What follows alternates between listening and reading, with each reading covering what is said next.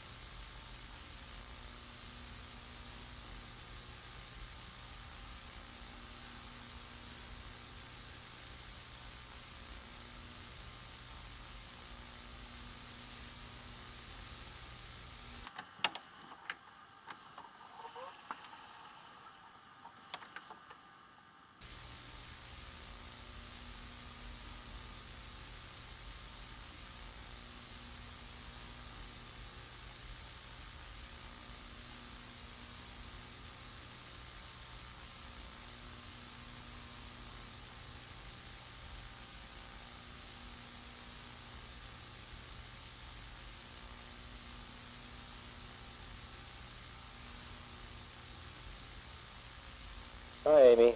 It's Jay. I'm recording some messages for you just because I thought it'd be nicer than getting some boring letters, you know. I'm at Dad's now. Not a whole lot left, honestly. Just trinkets and things like that. All furnishings are still here. Guess nobody wanted them. Kind of out of style, I guess. But I found something in Dad's old notes. This story that I thought was kind of cool. When he used to live with his parents, they had like this superstition about the forests that they grew up in. There was like this feeling, the trees were so old, they had like collected footprints of life all around them, from people, wildlife, and other plants and things. There was like this network of energy which flowed through the entire forest, like some spiritual archive of previous life. And that every single tree around you was alive in some way. It's not like it was some goofy paranormal thing, like there were ghosts stuck in the trees or something. He explained it was like leaving your footprint in like a crowded room. Well, what I was thinking was, like, Cody's coming up once he's out of school, right? And, you know, I thought he believes this kind of stuff. It's like a way for him to maybe feel like Dad's around in a way, but like his presence is still being felt. But I'll be setting off soon anyway, get the rest of my stuff. I'll keep you posted on anything all exciting over here, I guess. Don't expect much. Love you.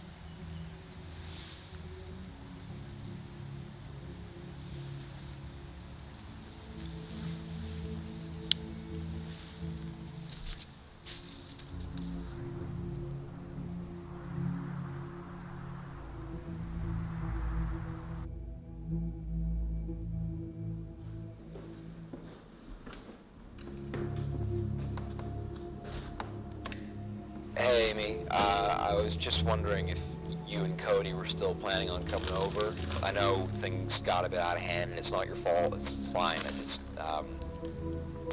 I could do with some company, I guess. I know I was talking to you last time about getting cabin fever, but being honest, I can't stay here on my own anymore. It's getting too weird. I can't leave the house. It feels like something's staring at me, and it feels like something else is here. I don't know what it is. At night, I swear to you, it sounds like singing. I'm not sure what it is. It's like it's in the wind or something, but, yeah, let me know if you can make it. That would be really nice. I'd love to see you again. Let me know soon.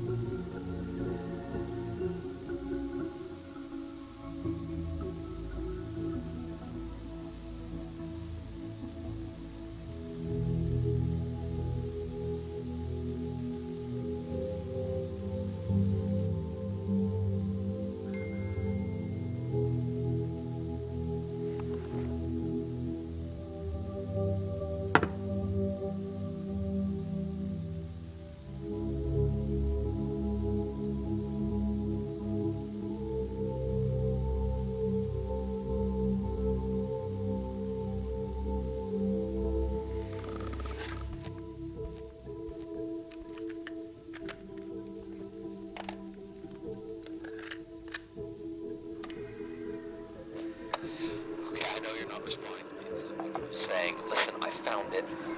I found where it's coming from. That whispering, that sound, that the singing in the wind. It's the buildings. If the buildings are making the noise. Listen, I'm back on Feathersby Street, you know that place we used to hang out?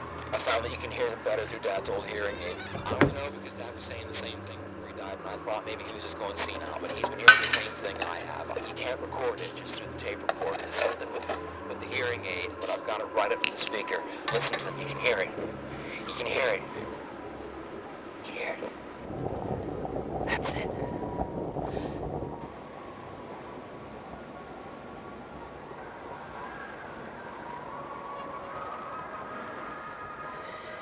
That's it, that's the noise. I keep hearing it at night.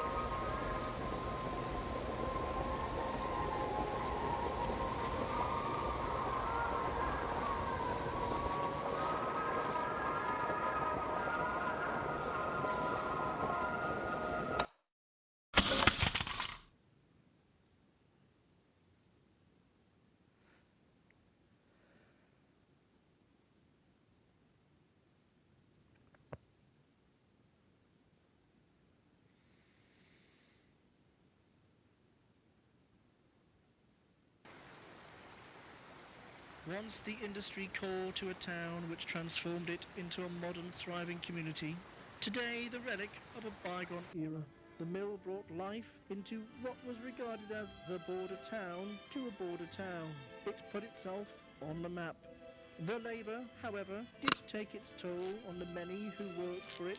To prevent cotton thread from breaking, an average working temperature ranged between 18 to 26 degrees Celsius and a typical humidity rate of 85%.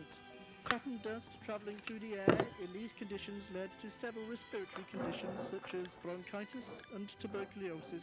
This was in addition to several work-related injuries sustained at the hands of the dangerous machinery, which would sometimes result in fatalities. A census taken in 1956 found that over 200 men and women between 1910 and 1945 had fallen victim to these incidents, and an estimated 600 more contracted severe health conditions from the hostile environment. Gilliam's Mill gradually gained the reputation of a place which took as much as it gave. Many locals generated the sentiment that for every family it provided for, it would take a husband or wife in exchange. As a result, Gilliam's Mill was ordered to close down. But where does Gilliam's Mill belong today? The structure still stands untouched from its initial closure. This is a part of the town's history, and to remove it, like any other old building, would be a sign of disrespect.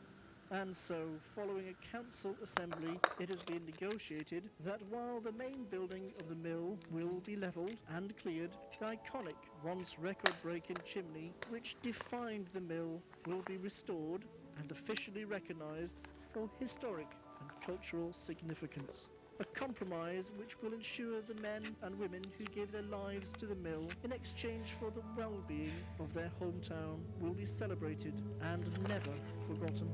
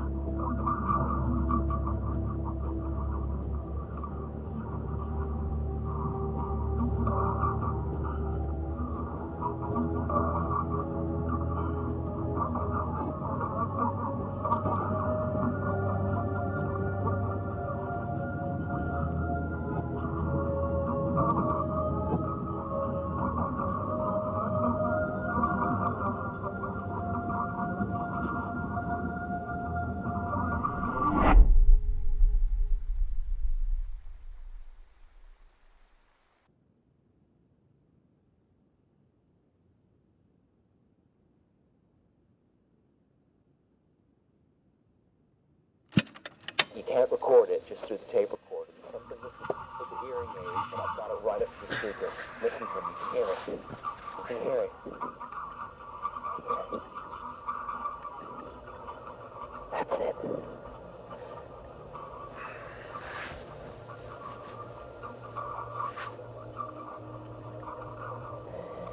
That's it. That's the noise.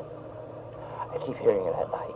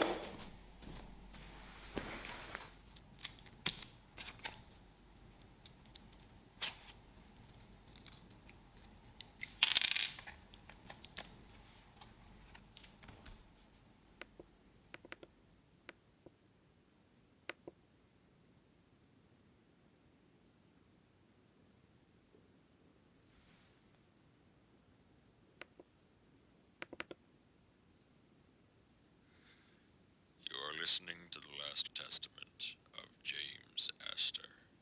My friends call me Jay. I'm making this recording for the lucky finder as a safe net to the rabbit hole you will have found yourself in. The dangerous thing about a good story is that the better it is told, the more you'll believe it. I started believing my own story. It began with a discovered superstition I grew an interest in. That interest became an obsession, which became a sickness. I began hearing things in the wind and seeing things in the walls. I journaled my own descent to keep a track of what I could tell was real and what was my imagination. However, the two blended more and more until I couldn't tell the difference anymore. Finally, a near death, and with the intervention of some family, I've collected everything I'd created in my delusions and converted it into breadcrumbs to be discovered. My parting gift is letting the others see the world as I had come to live in it. I'm sure at least it could be a bit of fun. I just wanted to make sure that's all it was. A bit of fun. There are no talking buildings. There are no songs in the wind. Just an old man who scared himself to death. Enjoy that, what you will.